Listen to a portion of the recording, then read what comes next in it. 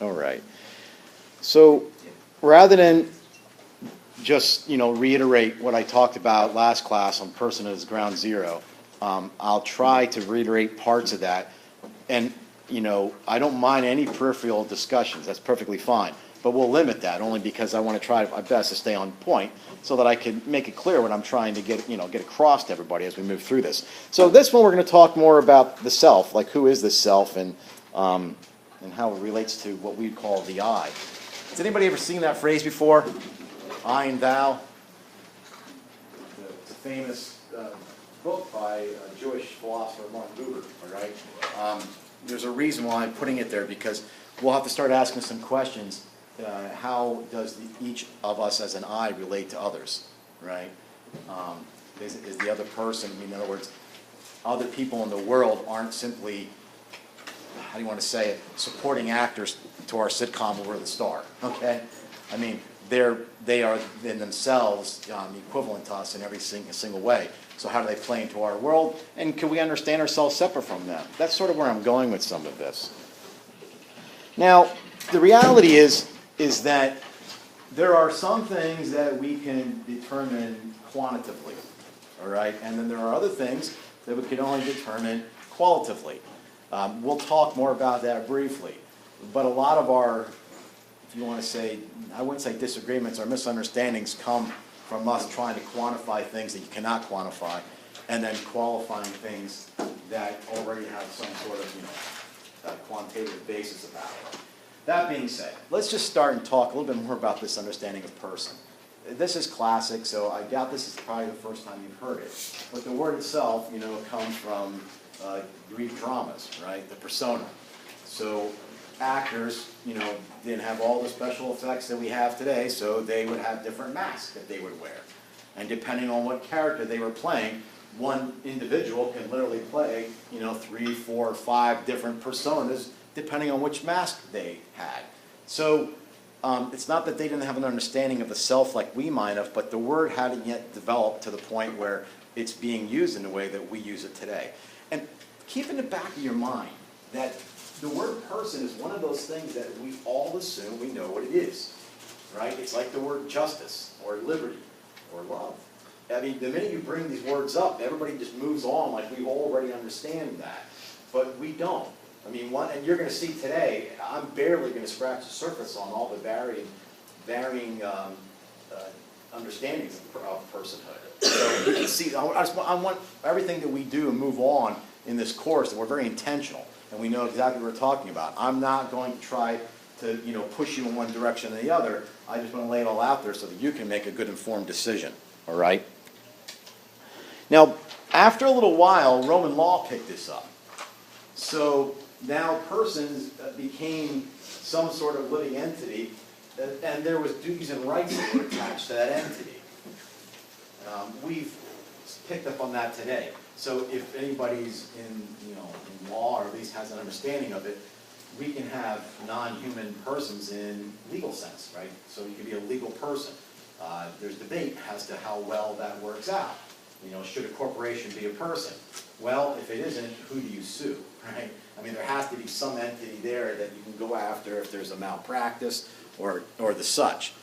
I'm just giving you a real brief overview on how maybe things have transpired over the years. By the time you get to the 3rd and 4th centuries, Christianity, and particularly Catholicism, which at that point we really just have the Roman Catholics and the Orthodox. They weren't even called separately at that point. They started to nail this out. Like, we need to get a term for their understanding of God, right? So in the Christian sense, how can we have, in a Trinitarian understanding of God, how can we have this understanding of God that is one and it has 3 persons? So they start reaching back into Greek philosophy. They start trying to use this word persona, but they use the Greek equivalent of that, which is hypostasis, right? So that was your understanding of person. And then, like, the essence was ousia. So they could talk about, 3, different hypostases within the one ousia, 3 beings in one substance, that type of thing. Now, it doesn't matter where you sit on the spectrum of, theism, belief, or non-belief.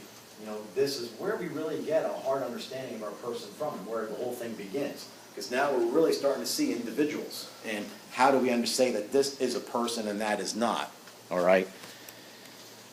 By the time you get to the medievals, they're starting to connect personhood with the I. And so every time that you and I say, I want this, I'll see you later, I love you, there's an entity that's saying that, right? And it's not just the body. There's something there. Well, what is that that's there? Is it the body? Is it something separate from the body? Is it the body and something else together? And who is this that's saying this? I think I shared with you, one of my degrees is in philosophical anthropology, and one of the courses was just in medieval individuation. How does something individuate from a whole? So if we're all humans, what makes you and I different? The medievals, you know, what they wrote on this is so extensive. The book that I had, I'm pretty sure I remember saying this, that it almost like the anthology of English literature was so thick, and the papers were so thin. There were so many things they were trying to work out. And, you know, we might say, well, did they make it more complicated than it had to be? Well, who knows?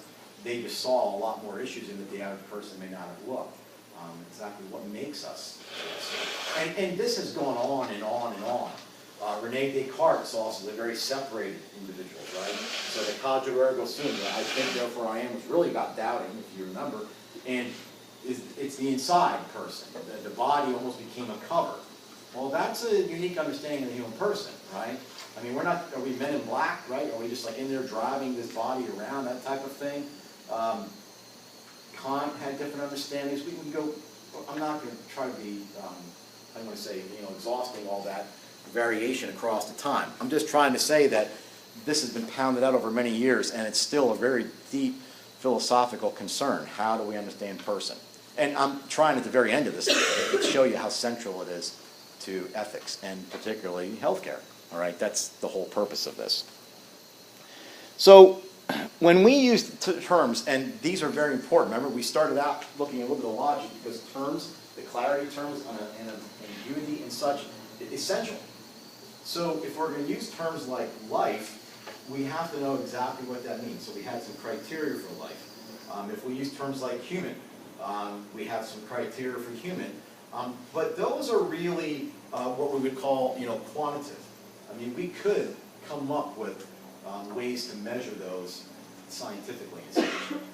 It gets some problematic in some regards, but overall, those were side issues, to be honest. I wasn't really trying to make some extensive argument on all those.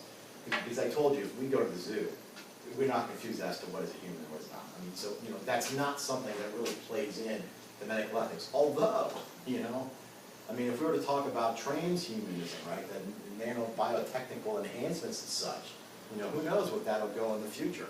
Or, you know, xenotransplants, you know, aspects of other species that are brought into the human. At what point then is that individual no longer? You know, now those might be more philosophical and such, and they might be some future-oriented things, but they're not going to be the daily concern of a person that's in, you know, the nursing field. But person different. That's a different aspect. We're not going to be able to add things up. We're not going to be able to look at that and measure it in the same way. We're going to have a little bit more discussion about what exactly that is.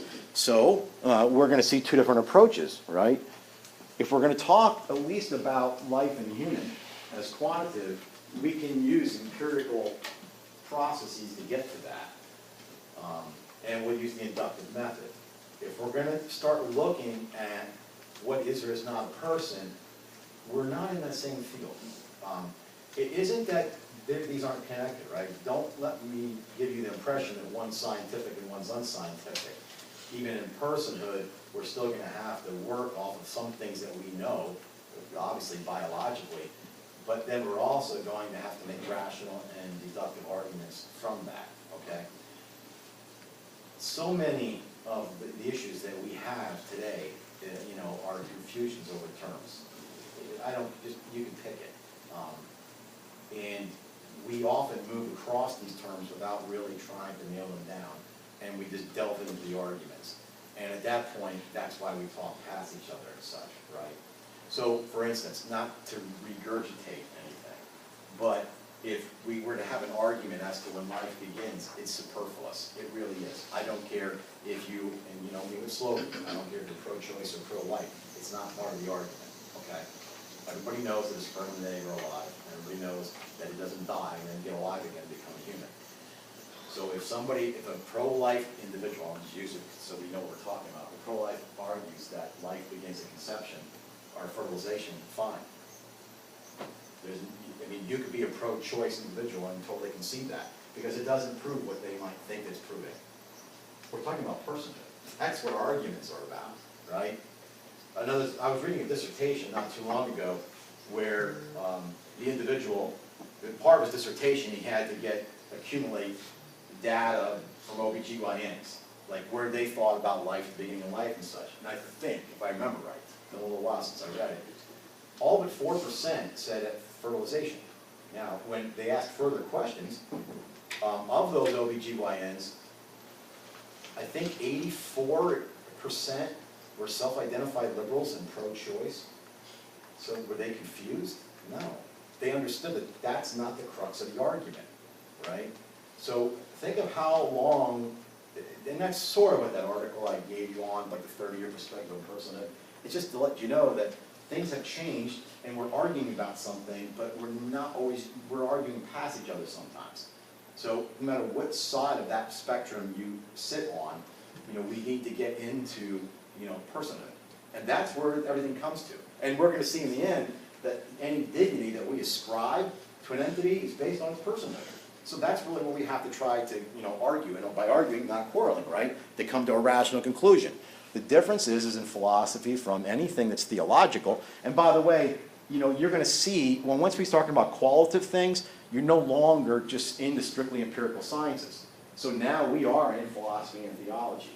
Now somebody might just think, well, that makes it totally subjective. That's not true. Remember, we already had a little bit of understanding on a rational, logical argument and what could be valid and sound. So just because an argument is valid and sound doesn't make it subjective. It just makes it a rational deductive argument rather than an empirical inductive argument. So you can't use that. And we also, I'll leave it there. But nonetheless, so you're going to see that this argument now, science only can go so far with this. All right? Now we're into other realms, per se, if you want to call it that. So let's look at this. What I'm going to do now is give you all kinds of varying understandings of personhood. And start to see where you feel yourself out on this, right? It could change some of your views. It could sharpen it, right? Remember what I said, if we're in a discussion over personhood and somebody disagrees, we don't want to, go after the straw man argument. We don't want to find the weakest aspect of the argument and attack it. How nice would it be, for you to build their argument up and then still disagree? And also it make you more articulate in your own position. So, Aristotle, now, who's here has already had the philosophy courses here? So you get that understanding in terms of the form, right? Plato thought the forms existed in their own realm out there, and all we were pre-existent beings, and the way that we learned epistemologically, right, was by a recollection of these forms, right? Aristotle was like, no, because have you ever seen the painting of the School of Athens? It's famous. It's all over the place. It has Plato and Aristotle standing next to each other with all these people around them, and Plato's going like this, and Aristotle's going like this. Plato's like saying that's where the reality of perfection is. And Aristotle's like, no, it's right here. It's here on earth. So for Aristotle, he believed in these forms. Now these forms were essences. These forms were what they call universals. So what makes us human is the universal form of human. But it doesn't exist in some realm over there. It only exists in you and I. It never exists on its own somewhere, right? There's people that, and we'll see, a lot of scientists today are more what they call anomalous, where they don't think those essences exist. So they're just categories that we've constructed for the sake of trying to understand them. But we're not here to debate that. So that's one understanding if we're going to talk about the soul. In Judaism, they have like a tripartite, at least ancient Israel, right, had a tripartite understanding of the human person. So, you often hear in Christianity, body and soul, but they had a tripartite. So they had the body and the soul, the basar, right, and then the fesh, which is this. But they also had what they called the life-giving spirit, the ruha, right? So if you can remember, like anybody that that's Christian or Judeo that has read the Genesis mythos, when Yahweh breathed in to the foam, that was the spirit, right? The ruha and such.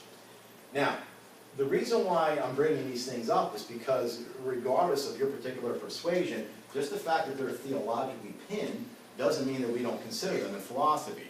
The difference is philosophy can be dogmatic and say, because it's been revealed, therefore it's true. You got to make the rational argument regardless. And most people here could be of faith, I don't know. And how many, what is it, like 1 out of 4 or 5 hospitals in the United States are, Catholic? So when you enter those facilities, you're going to have a whole nother set of, guidelines. It's known as the ERDs, the Ethical and Religious Directives, right? That will be part of everybody's, governance within that system. So the Judaism has an nefesh. Now, when I say Catholicism, I'm just not saying this is exclusive, right? I just don't want to talk for other faith expressions. If this is not exclusive to Catholicism, it just doesn't exist in every aspect of a Christian expression. The word anima literally means soul, all right? So even Aristotle wrote de anima on the soul. And you can hear the word animated in there. And you could also hear the word animal. So if somebody, I teach, on this other places, and sometimes freshmen who came from a Catholic high school said, well, my theology teacher said only humans have souls. And I said, no, the Catholic teachers never taught that. I mean, that's the whole purpose. Anything that's animated has a soul. Plants have souls, right? They have, vegetative souls, as opposed to animal souls, rational souls, you go on and on. But nonetheless, so, what this is, though, is this is trying to get an understanding of what's the essential aspects of the human person.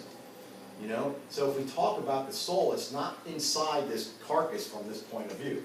It's almost like the whole being, right? So I have 3 daughters. If they were standing here, I would not say, I am the father of their bodies. Now, if that sounds silly to you, what else would I say if I thought for some reason that the soul and the body was a separate entity? The minute that I call their name, I'm referring to a person. I'm giving that person, and I'm not giving them identity, I'm recognizing their identity, right? That type of thing. So this then kind of, I don't want to say it sat dormant, because it did not. But it wasn't like really I'm not even quite sure the word I want to use, so I'm just going to leave it.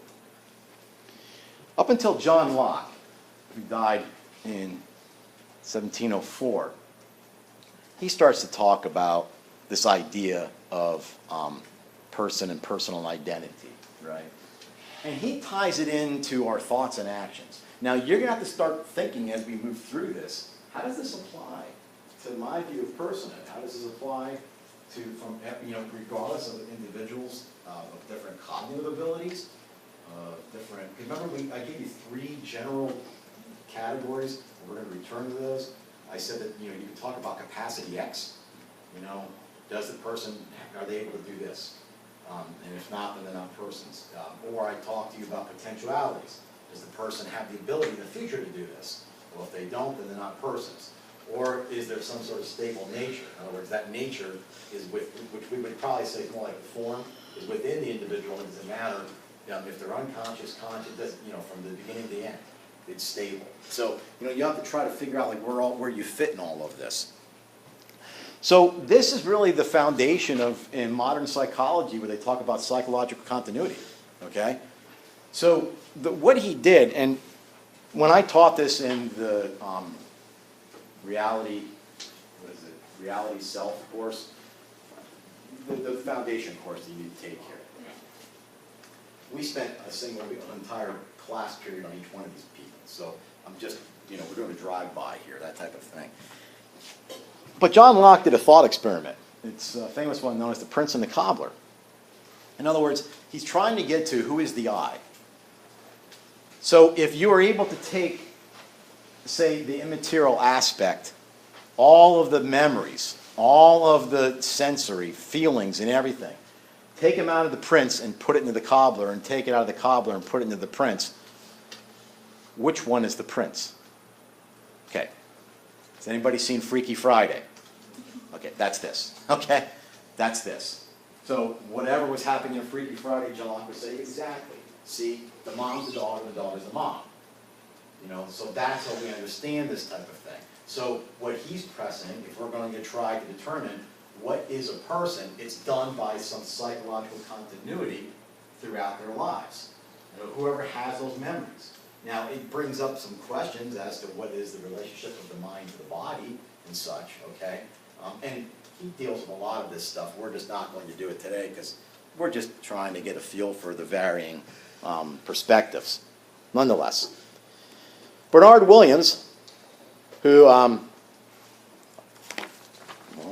I would say more recent, we're talking here now, his death in 2003, he used thought experiments, right? In other words, and he got kind of, these were more analytical philosophers, so sometimes they just were too much for me. I mean, they get so complex. It's almost like creating a puzzle to test the theory, that type of thing. And it gets almost hard to follow. So, you know, when we walked through this as a class last semester, we did it with diagrams and everything else. But it's an interesting thing.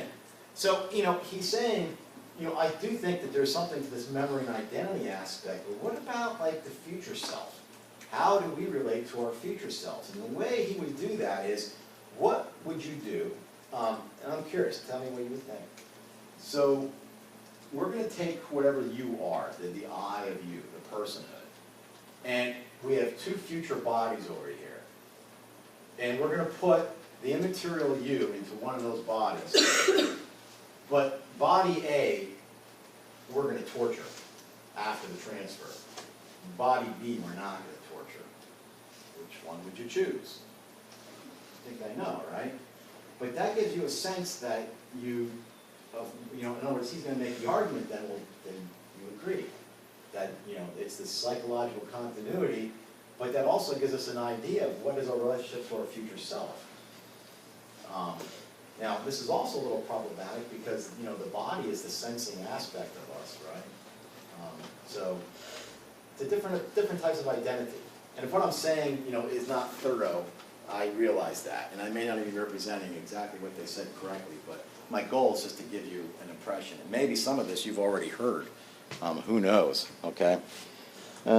Let's see. Oh, well, you know what? I guess we could say this too, though. What does that say for our memories and how our memories are tied into, you know, our emotions? Because if we had time, I would show you what else he worked out about what if you didn't know which body it was. Now, all of a sudden, why he's saying that before you just think he's just trying to be clever and novel, because would the fear of a future torture affect you? And if it does, then that already tells you that you're connected somehow to future events that haven't even happened. So we know how anxiety plays in our lives, right? Most of the crap we worry about isn't going to happen, or if it does happen, it's not typically as bad as we think it is. But it still ruins our day, right? So that's interesting how even some future concern could actually be that thing which affects us in the present. And then he goes elsewhere. What happens if you could decide which one gets tortured and this and that? I mean, it almost gets too much for me, to be honest. Anyway. Okay, here's a man that has not passed away too long ago. This, you almost get a sense, I don't know if there's any Buddhist people that practice Buddhist in the room, but you get back almost to that point of the no self. He starts to think, you know, rather than have some egotistical concern for what is or is not in the future, maybe we're not asking the right questions, per se, you know, he might say. In other words, maybe it's more or less that we're the same. Rather than just a strict psychological continuity, maybe what's more important is that part of A remains in B, part of B remains in C. So the relationship to C to A is that some of A is still in C. Now, you know, with John Locke, psychological continuity would be that, whatever was A is B, and whatever was B is C. So, therefore, anything that was in C is the same as A. Now, he's not saying that we all mature and grow. They're not denying that we've added memories and all and such, but they're saying it's psychological. But Derek Parfit's saying, I'm not sure about that. Maybe there's a continuity aspect to it, but it's more or less a degree, and he has this thing he calls branch theory and everything. So it's really just a matter of degree. And it's almost like there's a stream of consciousness and a stream of psychological identity that kind of connects us all per se. Now, you might immediately think, well, maybe I like that because I'm not the same person I was when I was 8. I'm not quite sure that's what he means by this, all right? Because that still might be closer to Locke. But it's hard to say, too. We'd have to spend more time to try to, ferret out what all this is going on, and more so than I care to just simply do here. So let's see. We're going to do one more, and then we're going to talk about the other two a little bit more in depth. So Sheckman starts to talk about that we're focusing too much on this living memory. We're focusing way too much just simply on, the consciousness. In other words, maybe we overemphasize when we are conscious of events that have happened. Maybe we overemphasize that. Now, I know that you guys are at least, younger than me, but maybe we're old enough to the point where you have enough experience behind us. Has anything ever happened in your life where you really wonder, not just was that you, but did it happen how you understand it? In other words, you're not sure anymore. Was that me or my brother? Think of your parents, right? I mean, if there's multiple children in your family, have they ever called you by the other name? All the time, right? And they may have blamed you for something that you're trying to say, "I wasn't me," right? Okay, that's a conscious memory, isn't it? But it's not a legitimate one. It's still part of you, right? That's what she's trying to say. It's still part of you. So how does that play into our understanding of personhood? So we can literally, in other words, there was a real trend back in the 70s and the 80s where there was this regression therapy, to make people remember things that happened in their past. And there were some ethical concerns about that because part of the concern was to what extent were they being led into that by the therapist? And were they being convinced of these things, right? Now, I'm only using these for examples. If you believe in reincarnation and such, I'm not making fun, but it's a good illustration. So sometimes people can have memories, what they would say, of previous lives, okay, that came out of therapeutic situations. If we're going to say, just for the sake of the argument, that that's not real, they're still conscious memories, all right? So she said, maybe we overemphasize that. But then she goes the other way. What about unconscious memories? How many things that happen in us that we don't recall? Maybe we so suppress them, could be out of pain, or maybe we just forget. Have they, because they're not conscious, do they not affect who we are as persons? I don't know. What do you think? What would be some? Anybody? Have you come across something in the last few years that it's oh my God, I totally forgot about that when I was a kid, and what effect it has? It's interesting, I'm Bambino of the Bambino, so there's I'm the youngest of the youngest, and my one sister's 15 years older than me, right? So we were spread out. My wife always says my mother had 4 single children, right? Because you really can't do this, that psychological first, second, third kid when they're spread apart that far as much. But there's things that I learned about my parents, I have no recollection. It's one of those things too, and I guess this kind of fits into it, but there's a little anecdote. Ask a ton of things. If you're lucky enough that your parents are still alive, ask a ton of things. Get it all down. Write stuff down. Record them. Now I know it's easier now, right? Because everybody has cell phones and such. That was the case with me, right? So I remember my mother like my grandmother, you know, like all the stuff that she knew from Italy, and all her cooking and everything else, and my mother said, you know, I should have asked more, but you just think people are going to live forever, so you don't bother, this and that. And I even think that now. I was pretty good trying to keep up with the stuff my mother's had, but still. So after my mother, they're both gone, you know, I'm talking to my sister or something, and she's like, well, when Dad was over, you know, was living over there for a year working. I'm like, what? It's like, no recollection.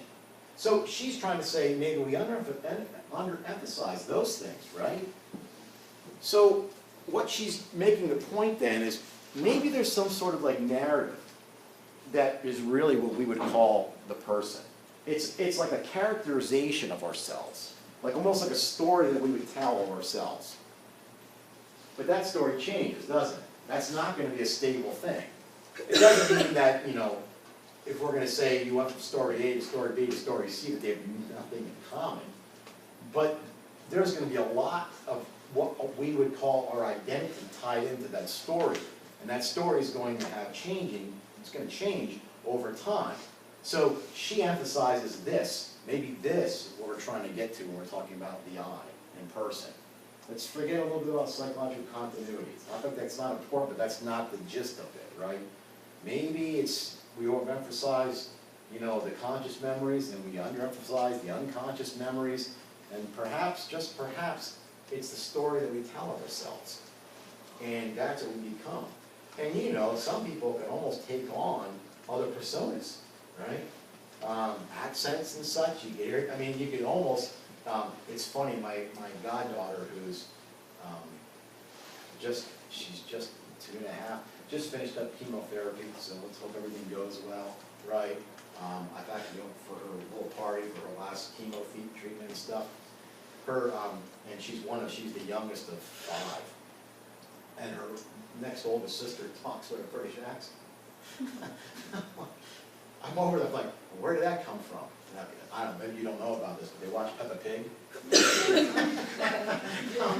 The kid picking up a British accent watching Peppa Pig. All right, so, but you know, I'm not trying to be silly about it, but you know, we could really, I mean, you know, if we're going to start talking about our own narratives, then what is our identity from, right? It's not entirely arbitrary, but you might identify with the region in this country that you come from. I mean, we're all going to have these identities. It's not like these are made up, and it's not like these identities aren't real, but I'm talking about the level of emphasis that we give, right? Some people really emphasize their ethnicity, their race, others not so much. So these stories can change over time, but it's that narrative that really is, you know, the I, the person, all right? I mean, just think about the varied people that are going to be in front of you. I don't care if you're in social, like the one nursing class, the lady said she's going to be a social worker. I'm like, well, okay, not that different. You're still going to be in the caregiving field. And could you imagine the number of people that you're going to meet and where they come from? But what we're trying to do here is we're trying to give this a different flavor. We're starting from somewhere. I can only talk anecdotally about ethics and how it relates to medical professionals, how it's been taught. If you go back and look at how ethics matched in with medical training before the 1980s, you're probably going to find it scant to missing, all right? Even now, you know, this will be your component. And again, I can't think it was anecdotally. I have no idea what this particular medical school, that medical school does with their physicians. But me and another moral philosopher, I was once at the seminar with 3 or 4 medical doctors. 2 were rheumatologists, one was a GP, another one was an oncologist. So, you know, in the breakout sessions, when we're done talking, I try to get as much anecdotal information. Hey, tell me about how this went. What do you do about there? And 2 of them said they had 0 ethical training. The other 2 said they had 1 course, but they said you probably would not think it's sufficient. Well, okay. I think I mentioned with you my daughter's friend, her and her boyfriend are both in medical school in Scranton. When I was talking to them over Christmas, you know, told them I was teaching this section here, and they said, now they were taught by a medical doctor who had just, you know, a medical doctor who just had some background in ethics. And she said, you know, he could have not even bothered teaching the course. He could have just came out and said, go learn as you go, right, that type of thing. Now, there's something to that. It's not entirely wrong. Like I said, it's not the Wild West. You still have protocols there when you show up. But remember we said one of the goals is like the ethical atmosphere of where you're going? We're going to find that, at least when we start doing virtue theory on Thursday, that ethics is always formed in a communitarian sense, right? So we don't often know how we meet up with other peoples in their lives and how we affect them, but the ethical component that we bring to the table, it's part of the whole thing, right? So it's important. Okay, nonetheless. So again, here we're just trying to understand, what is this human person? Now, has anybody heard Daniel Dennett before? All right. Daniel Dennett is a living philosopher, atheist. I'm just saying that in case you want to try to read into whatever he may be talking about. And one of his things is consciousness. So I mean, consciousness is not an easy thing to pin down. The fact that the title of his book, one of his books, is what is consciousness, and it's a few hundred pages. All right. So what he did is he came up with what he would call 6 criteria, or things that are necessary. Well, I'll use that word. Things that would form like personhood. Okay. The first 3, he's calling these necessary, but they're not sufficient. In other words, you can't be a person without these things, but if you only have these things, you would not be a person, all right? So he's starting to work these out. So rational, and again, has anybody heard the philosopher book, Atheist? He's famous. Okay. Well, he's a 6th century philosopher. He came up with like one of the first definitions for person, and he called it a rational animal, all right? So what makes us different than all the other, animals? We're rational. But, we're starting to find out that, some other species use tools and such. We can argue all day long, is it instinctual? Did they just learn that? Did they figure, who knows? I mean, but we're starting to get a sense that there seems to be some reasoning going on. So we can argue about the degree of rationality, but, he was saying maybe we shouldn't be arguing about the fact that they are rational. So he's saying that's going to be something that's necessary. You can't have a person that's not rational. And he also says that a person has to do things intentionally, which you can almost hear that it's not purely instinctual, right? So a person's going to say, I will do this. I choose you. Now, keep in the back of your mind. I mean, this is why I think philosophy kind of has a lot to offer the individual, that when we start to use things like, is it practical and such. Think about your future relationships and maybe your future marriage. You want to know that the individual that you're with has chosen you. You want that to be a free choice. I don't mean, arranged marriages. My grandparents were in arranged marriage. Arranged marriage are still choices, okay? My one friend who's, from India, he's in an arranged marriage. His younger siblings kind of opted out of it. But that's not what I'm talking about, okay? We're not talking about something that's like forced and slave type thing. But you want it to be chosen. In other words, you want to know that what they said, when they said, I love you and I wish to marry you, that was an intentional act, all right? But we also know that that's just one high degree of it. A lot of animals do intentional things too. Silly things. I mean, sometimes you watch these things on YouTube where some, monkey gets tired of people trying to look at him and throws his stuff at him, right? So that's intentional. I mean, he's aiming for him, right? So we know that, all right? So that's necessary but not sufficient. And the other thing is he takes some sort of stance, right? Which I won't go into. But he goes, these are the first 3 characterizations of personhood. But the reality is they're only, he would call these intentional systems, all right? But he says these things are necessary, these things are needed to be sufficient. See, I'm trying to be good with my terms here. So, we can water plants, right? That's an intentional act, it's a rational act, and I've made a stance. I want this thing to live. But the plant cannot reciprocate, all right? So the plant would not have that same personhood that I'm putting out there. He says that's important. So the person needs to reciprocate to what's given to them. Okay, we're still not really totally separated ourselves from other animals yet sometimes, okay? There has to be something verbal, all right? He throws that out there. Does it have to be foreign language? I mean, there's plenty of grunts out there that, you know, I don't have any idea what a lion's saying, but if its teeth are showing and it's growling, I'm figuring out I'm lunch, you know, that type of thing. Now, the last thing is consciousness, and we could spend a long, take a course on this, okay? At the very least, oh, and by the way, well, no, let's leave it. At the very least, consciousness is going to have to be the recognition that you understand you as a self, and you understand yourself separate from the world. All right. That's even at that level, we're going to have to debate to what level other animals might have consciousness.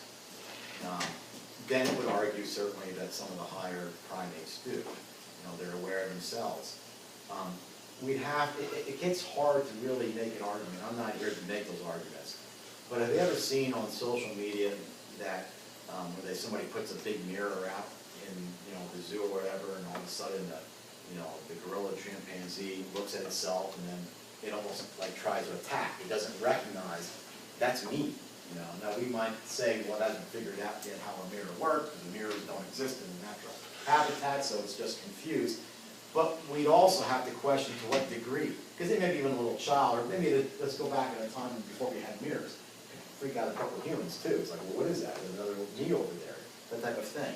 But nonetheless, the very minimum of consciousness, you're going to have to be self-aware, and you're also going to have to be aware of you're distinct from the outside world.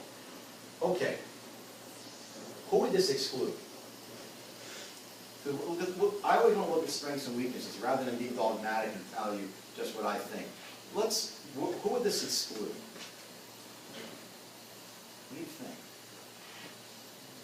think? Think of age. Think of certain illnesses or pathologies somebody might have.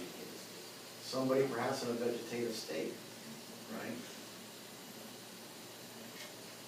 Probably somebody that's younger than 5 months of age, okay?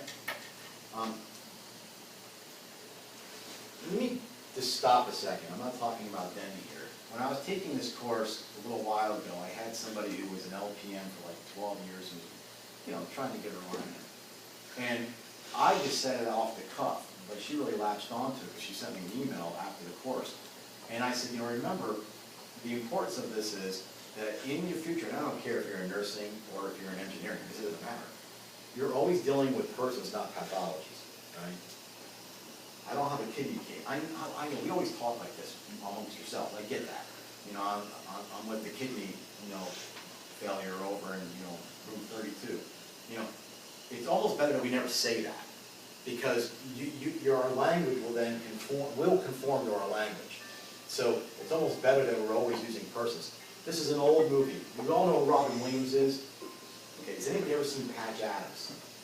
You did? You did? You did? Okay. It's based on, historically, on an individual, and that was named Patch Adams, who was just brilliant, a medical physician, but wanted nothing to do with the mainstream business-like world. So he thought, I'm going to start my own clinic, and everything's free. But you can't have any, we don't accept any insurances, and you can't sue us. And did anybody remember what he called his clinic? I mean, the guy was a real buzzer. Gesundheit. I mean, so the Gesundheit clinic. So he would show up, you know, dressed like a clown at the time. And you'd see him out in the courtyard, you know, walking with all the kids, and he did what he could, right? So if you watch the movie, now I know it's a fictional portrayal of a historical thing, but Robin Williams, you know, kind of like, even before he was supposed to, shows up to go do rotations with the other interns. And as the doctor is going, and the scene is classic. I mean, it's fictional, but it's a really great way to talk about the dignity of the human person. So this woman's laying there, she has gangrene in her leg, and the doctor, the attending physician's there, and all the interns are around him, and he says, okay, he's flipping the board. In this case, we have gangrene on the leg. It's from severe diabetes. And he's going on and on, you know, suggestions, treatments, antibiotics, we've already tried that. Amputation, it's always on the table. And this woman's there like, you know, shocked, right? So all of a sudden, he hears from the back, Robin Williams, who's not supposed to be there, I'm sorry, what was her name? I don't know.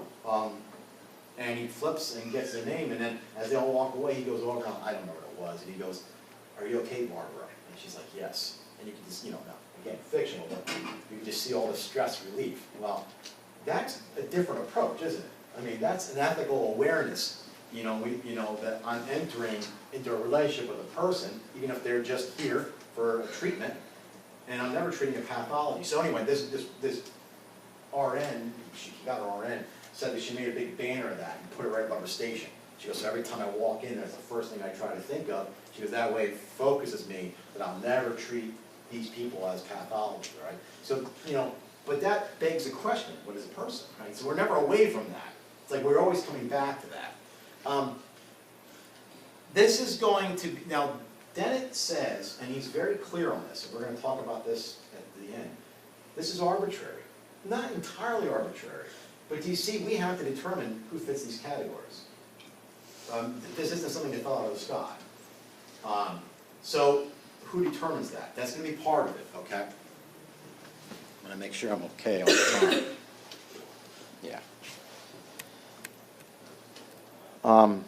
Roger Scruton just passed away from pancreatic cancer in January this year. He's Christian philosopher, I'm not sure. I'm guessing he's Anglican, because he was, at one point, Sir Roger Scruton. So I'm guessing that, right? He starts to make the argument that we can only be persons in relation. You can't be person, you know, this disconnected from other things. And if somebody's going to, like, we're going to talk about DNA, if we're going to talk about, I don't care what biological systems we would use, he says, watch it. Because even like, you know, neuroscience, if they're going to try to explain the human person, he's like, just go slow. He said, that's not going to be the sum of us, right? You know, and he'll make the argument, has made the argument, that you can get a mathematician to determine, like, I don't know, pick, you know, Pachelbel's canon, and they can tell you everything about that. It's the same thing as the actual movement. It's like, no, those are two different things, right? So, I am I and you are you.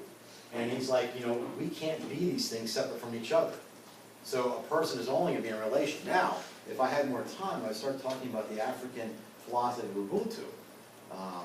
Nelson Mandela, Desmond Tutu went it. So, you know, in other words, from the Ubuntu understanding, you couldn't even be a person. There's no ID concept of a person separate from others, all right? You couldn't lose it, though. I mean, we'd have to go into exactly how they understand that. But it's a more social type thing. Okay. I'm gonna talk about this, but I'm not going to go into too much time because when is this course over? Just 2:15. Oh, okay, then we're in good shape. Okay, then I won't have to rush. I don't know why I had 2 o'clock in my head.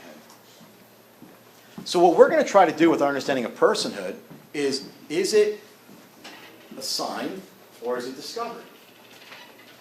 Because you know the conundrum is, if we assign personhood, then we're going, remember, there's criteria X theory, there's the potentiality theory, and there's essence theory.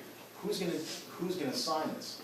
And I've already kind of mentioned, we'll talk about it real close at the end, it's always going to be the people in power and, to make those determinations. Has anybody studied anything about natural or social causes? Has it come up at all in biology? Or sociology, or physics? I mean, it doesn't much matter. Okay. Here's the thing. When we say a thing is a natural kind, it's independent of consciousness that it is that.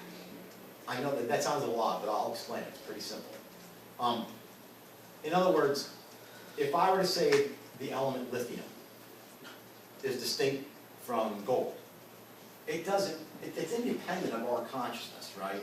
I mean, we might label it, but that's not the important thing. There's a clear distinction. So this goes all the way back to Plato, right, in the Phaedrus, where they talk about how do you, this is taxonomy, how do you break things up, right? This is why biology does it, so physics does it, so everybody, you know, so all, even though it's philosophy of those things base their taxonomies on philosophical arguments, on why this is this and why it's that. You really can't get past this, right? So the argument, at least from Plato and the Phaedrus, was the line is, and there's actually, I think, a book titled this, and you couldn't study this without hearing it. You have to cut it at the joint. In other words, what looks like this is the actual division, right?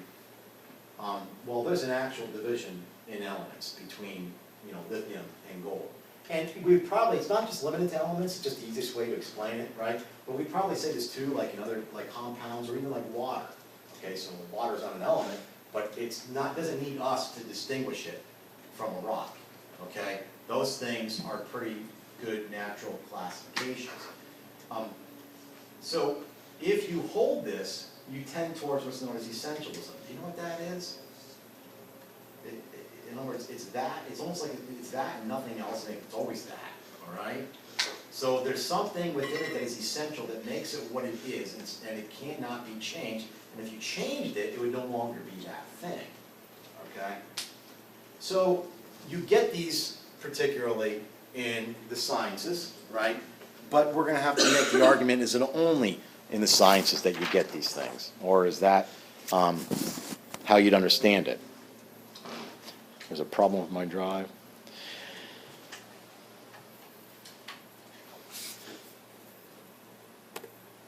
I don't know why it goes in and out. Now, if the natural kinds reflect the natural world, then social kinds are going to reflect human interest, right? What's our interest in these things? And we're going to classify them according to our interest. Okay, so here's a way to do it. Let me ask you this. You guys have some biology background. Is a tomato a fruit or a vegetable? Fruit. It's a fruit. Okay. Now, you go over to get lunch and you order a fruit salad, and they're going to give you diced up oranges with tomatoes. Would you expect that? And if we went back and said, what the heck? And the lady says, excuse me, is it not a fruit? Okay? Do you see we're using a different classification there, right? Colloquially. I mean, even though, and I'm not trying to be silly, but we would understand the distinction between those things.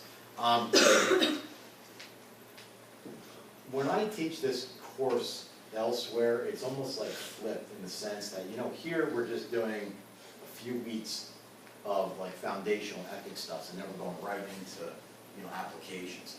The other ones are more ethical classes with a little bit of nursing at the end, you know. And actually one of them, I literally have the class split because there's so many that aren't nurses, I gave them another track to take so they can do technology ethics, right? So we do normal ethics for 2/3 of the class, and then we branch off, and one group does nursing, and the other group does technology. And by technology, that includes not just phones, that includes, you know, toilets. Those are that's technology, right?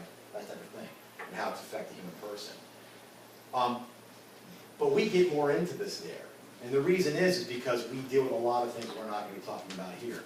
We deal with feminist issues, right? So we'll talk about, you know, Simone de Beauvoir, Mary Wollstonecraft, and we'll compare these two things.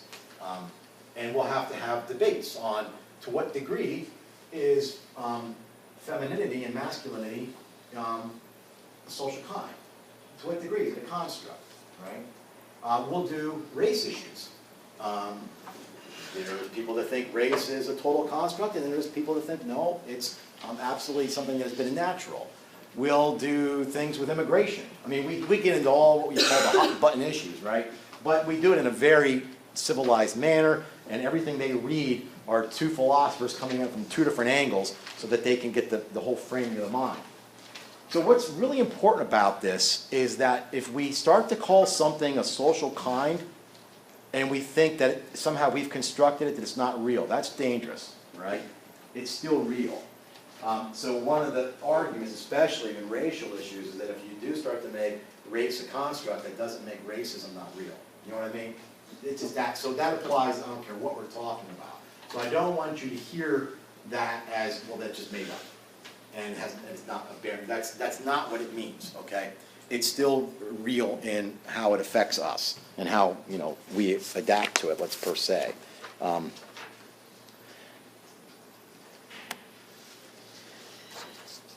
What about personhood? See, this is where it comes down to then. What do you think? Is personhood a natural kind? Or is it a social kind? Remember, it doesn't mean it's not real, it's social kind. But one of them is discovered. Do we discover personhood? Or do we construct it? You got to feel for like the gamut of it, right? I try to give you a sampling of the various philosophers and what they might think of it. And you may not have an answer, but that's something that you've got to start to consider, right? And again, don't think it dogmatic. It's how do I make this, you know, attribution towards a living human. Remember, I'm trying to make the point that we're not arguing over who's living and who is human. We're pretty good with that, right? And by the way, these natural and social kinds, it gets even difficult with species, right? In other words, yes, there are some people who say that it's all settled, but that being said, if you just went into some, some search engine and type in biology species problem, you're going to start to get the whole gamut of the argument. How do we differentiate these species? I was listening to a lecture a while back by a physicist up at Cornell who just kind of likes philosophy on the side, talking about how, you know, just when we think we've got this nailed, we have an issue. And when we call this a species and that a species, it's because they interrelate, interbreed. What do we do with reptiles and amphibians? You go back so far, they're going to be the same. There's a lot of argument there. So, you know, we're not here to argue through that. But this is the question. You know what I mean by forensic? It's just spoken, you know, declared, right? It's a forensic argument. We're just saying it.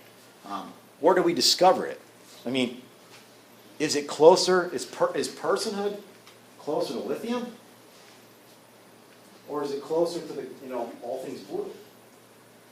I don't know if you guys go to like some Goodwill stores and then they go to thrift shops, right? Sometimes like all their glass and everything else they have, everything's, one aisle's everything blue, everything's, you know, green, everything's black, everything's white, everything's red. I don't know, I guess they figure if you're looking for something red to put in your house, here's the row, right? But that's the only thing that they have in common. One could be a picture frame, it could be a glass, it could be an ashtray, it doesn't much matter, it just happens to be, it's also, that's how it's classified, right? So as humans, right, remember this is intentional, we're trying to classify things. Are we doing that with persons? Are we saying, you know, now maybe you might saying, well, I don't quite think it's the same as lithium, but I'm not ready to say it's the same as all things, you know, green. Well then, how are you determining it? Or is it something that's discovered? Or is it something that's closer to being discovered? You know, these are the things that you got to start trying to work out.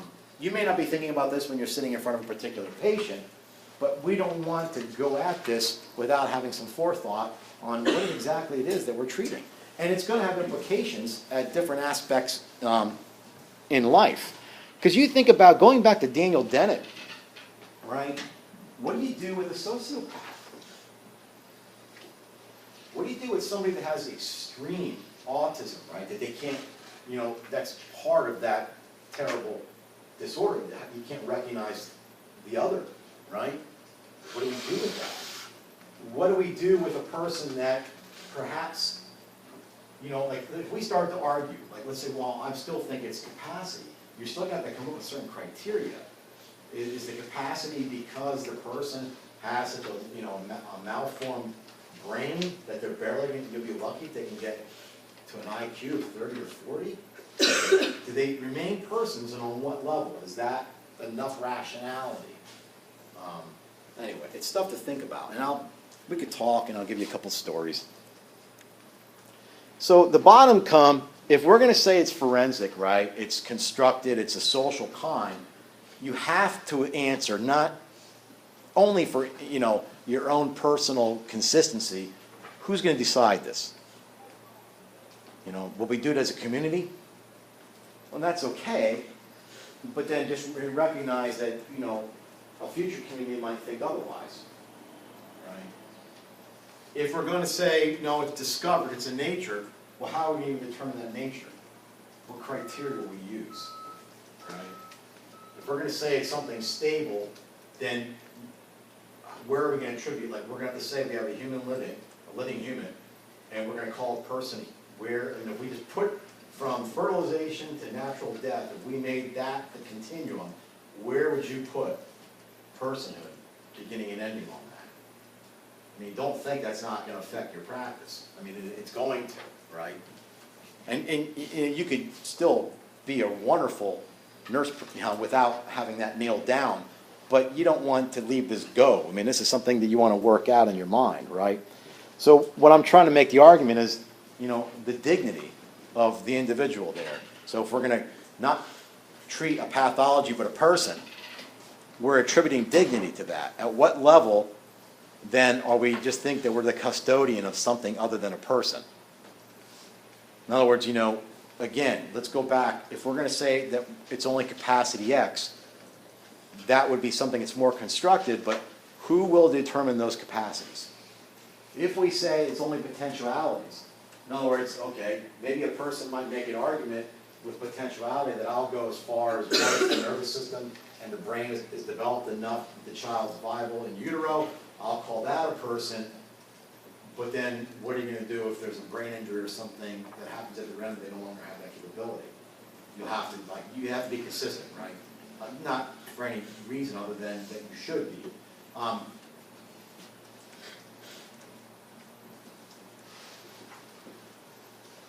And part of this too is, just on the side, I think I shared with you, my wife, when she first got out of college, she was in psychology, and she really thought, I did too, that everybody could be helped. I mean, not that they can't be helped, but she thought almost that you could rehabilitate almost anybody. That level of idealism. I love idealism. I'm still very idyllic, and I hope that you retain that, because I think that's the drive for most people. But after spending a year in the Muncie Women Correctional Institute and seeing what she saw, she realized, oh my Lord, I think at some point you have to maintain these individuals. But see, that required a high level of understanding of dignity of those people. I mean, what do you do? And then she started going to work in development with development disabled people. So she worked in a place called Handicrafters, where they would bring those that couldn't get competitive employment, but they were high enough functioning that they can, put together like the delineators on the highway, so like those white things you see sticking alongside the highway that reflectors on it and such. I was just going to say, individuals with developmental disabilities would be the person first. They would be what? That would be like the person first, treating the person off pathology, right? Correct. Absolutely. Yes, absolutely. So, it was almost like a struggle when you're there, and some of them were so severe. You were wondering, like one had a chromosomal deficiency, and the level of protocol that they needed. So the one older guy would literally like get naked and go out in the parking lot and throw rocks. But they were not allowed to even like have a closed hand. And I don't mean hitting. I mean, they couldn't like grab the arm. They had to use the back of their hand to try to lead them. Well, you have a person with an IQ of 43. Could you imagine how that went? I mean, at some point, could you imagine if you didn't have a high level of respect for this individual as a person? What would you think you're doing? You would think you're corralling an animal. And I don't mean that to sound crude, but you would almost have, if you don't go into it with that level of appreciation for the dignity of the person, you're gonna have an issue, okay? But, you know, I'm not saying Daniel Dennett wouldn't include that individual in their realm of personhood. But we also know the horrors. I mean, aren't we at the 75th anniversary of the finding of Auschwitz today? We also know that if you get the wrong, see, we, maybe in our right mind, and this is not always fair to bring up extremes, it really isn't. But, you know, we think of ourselves determining this in an atmosphere where everybody's reasonable, you know. Well, we have enough reasonable people, we can determine what it is. But you're going to have to take that into consideration, that's not always the case, all right? Prejudice finds its way. Anybody read Brave New World? Aldous Huxley? Nobody read Brave New World? You did? Yeah. Thank you. Did you? Okay, thank you. Okay, so the whole premise of Brave New World is that they had some sort of great wars and such. It's a dystopian novel. It's a terrific novel, and to be honest, it was written in the 40s, and I think it's closer to what we have today than anything, right? So what they did was they, and I'll pick on you two, see if you can remember anything, or should I leave you alone? I'll try. Leave you alone. Do you remember how they did on dates? Do you remember, like, you know how we use ADDC? Remember how they use their dates? I'm like, this isn't fair, right? I'm like a novel nerd. So they did everything AF, after Ford. What was Ford famous for? Yeah, but what was he famous for? Like how, like what? The assembly line, right? Efficiency. So they took, and I'm not making fun of science, but they took what Aldous Huxley saw as science to its legitimate end. If you only left science in control and took away everything else, what would you have? Well, he claims you would have absolute efficiency. So nobody had sex in it, nobody was born from the union of a sexual union. Because, in fact, if you read the book, there's, they're taking the children on a field trip to the hatchery. So the hatchery was where all the decanters, the artificial wombs were. And they were all from the same line, right, of, you know, embryos from the same line. And they weren't allowed to use the words mother and father. So they used, and this, by the way, this is a pretty good example. Remember this next time. They used slogans to drill things into people's heads, right? So what they said, what they were worried about was they were worried about two people connecting on an emotional level, because that leads to resentment and jealousy and everything else. So they were all for open sex, but nothing connected to a commitment, right? So in there, the children are asking, how did they used to have babies in the old days? Somebody said, well, people would have sex. You mean like animals? Yes, it was very primitive, but that's how they did it. Wasn't it painful? Yes, and sometimes the woman died. But in our new enlightened society, we no longer have that. So in order to encourage people to go away from that, and I don't mean to be, you know, frivolous with it, but their slogan was, promiscuity is a citizen's duty. So they would blare these over the screens, right? And they had to keep enough work for everybody. And the only way to keep enough work for everybody was to have everybody buying stuff. So if you were to keep using it or tried to fix it, the economy would collapse. So their slogan was, you know, ending is better than mending. Get rid of it. So they had all these slogans that went on, and if you read through it, eventually they meet a savage who is actually the one who knows Shakespeare and everything else, right? But what they were missing was this value of personhood, right? And once it was introduced back into the city, what they were at, you saw like changes in it. How do we deal with this, right? So it's not exactly online what we're talking here, but it's an interesting, you know, collaboration. Everything has to be systematic. By the way, everybody was, and this is where I'm going with this, everybody was designated their worth by the line of embryo they came from. So if you were the highest, you were an alpha, there were betas, there were deltas, and there were epsilons. And epsilons were just like the store workers, the factory workers, and then on and up. And the epsilon was glad they weren't a beta, because betas had to think too damn much. And betas are glad that they weren't deltas. I don't want to do that work. So they had all the prejudices of ethnicity and racial prejudice that we have now. All those were gone, but they were all placed on their level of IQ, and their personhood, their dignity, was relevant only to their IQ. That's interesting, right? It tells us the thing about human nature, that our prejudices may change over time, but they never quite go away. So we would say that's a total, construct. So anyway, kind of makes sense? All right. Any questions? All right, we're done with this.